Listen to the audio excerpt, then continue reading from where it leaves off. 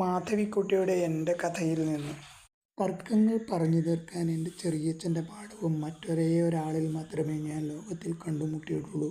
ആൾ കിരീടം ധരിക്കാത്ത രാജാക്കന്മാരിൽ ഒരാളായ പാട്ടീലായിരുന്നു. ചെറിയച്ഛൻ ഉയരം കുറഞ്ഞു തടിച്ച് ചെവിയിൽ രോമമുള്ള ഒരാളായിരുന്നു. മനോഹരമായി പൊട്ടിച്ചിരിക്കാൻ അദ്ദേഹത്തിന് വശമുണ്ടായിരുന്നു.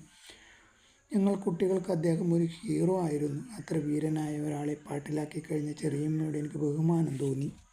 ഭർത്താവും ഭാര്യയും തമ്മിൽ നടക്കുന്ന സ്നേഹപ്രകടനങ്ങളെപ്പറ്റി ആദ്യമായി ആ വീട്ടിൽ വെച്ചാണ് എനിക്ക് ഒരു ഏകദേശ രൂപം കിട്ടിയത്.